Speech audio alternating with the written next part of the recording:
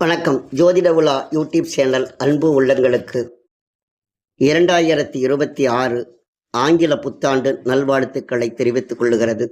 2026 ஆங்கில புத்தாண்டு ராசி பலனை இப்பொழுது நாங்கள் வழங்குகிறோம். கடகராசி அன்பர்களுக்கு புனர்பூசம், பூசம், ஆயில்யம் இந்த 3 ராசி உள்ளடக்கிய உங்கள் ராசி அதிபதி சந்திர பகவான். அதாவது ஆண்டு தொடக்கத்தில் சந்திர பகவான் ராசிக்கு 11ஆம் இடத்திலே ரிஷபத்தில் உச்சம் பெற்று ஒரு நல்ல நிலையில் இருக்கிறார் என்றே சொல்லலாம். அது மட்டுமல்லாமல் 14/1/2026 செவ்வாய் பகவான் உங்கள் ராசிக்கு 7ஆம் இடமான மகரத்தில் சென்று உச்சம் பெறுகிறார்.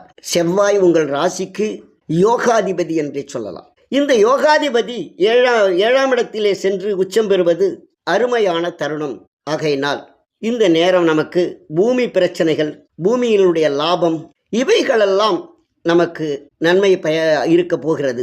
அதனுடைய 3/3/2026 அன்று சுக்கிர பகவான் 4க்கும் 11க்கும் உடையவர் மீனத்தில் சென்று உச்சம் பெறுகிறார். அப்படி செய்கின்ற பொழுது சுகஸ்தானம், லாபஸ்தானம் இல்லையா, அது நன்மை தரும்.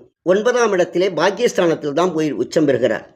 அது நன்மையை தரக்கூடியதாகும். 6/3/2026 சனி பெயர்ச்சி. அந்த சனி பெயர்ச்சி இதுவரை கண்டக சனி 2.5 ஆண்டு, அஷ்டமத்து சனி 2.5 ஆண்டு, இவைகளெல்லாம் அவஸ்தைப்பட்டு மிகப்பெரிய மன உளைச்சலுக்குள்ளாகி எந்த ஒரு தொழிலும் சரி, எதுவும் சரி, எதையுமே நடைபெறாமல் வேதனையும் உழன்ற நீங்கள் 6/3/2026 சனி பெயர்ச்சி உங்களுக்கு 9ஆம் இடம் செல்வதால் அருமையான அற்புதமான ஒரு எதிர்காலமாக அமையப் போகிறது. அதன் பிறகு 1/6/2026 குரு பகவான் உங்கள் ராசியிலே வந்து உச்சம் பெறப் போகிறார்.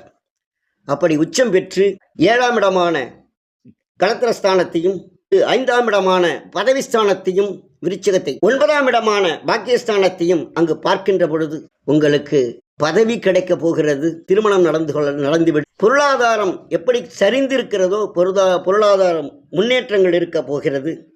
இதையெல்லாம் நடக்கப் போகிறது. உங்களுக்கு இந்த ஆண்டு ஒரு சுபிட்சமான ஆண்டாக, நல்ல ஆண்டாக அமையும் என்பதை இத்தருணத்திலே கூறிக்கொள்ளுகிறேன். நீங்கள் சந்திர பகவானை ஒவ்வொரு பௌர்ணமியிலும் வணங்குவது நல்லது. அது மட்டும் இல்லாமல் திங்கட்கிழமை தூரம் சிவபெருமானுடைய ஆலயத்திற்கென்று சிவாலயத்திற்கு சென்று வழிபாடு செய்யுங்கள்.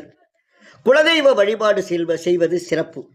இப்படி செய்தால் ஆண்டு முழுக்க உங்களுக்கு நன்மை நடக்கும் என்பது உறுதி. வணக்கம்.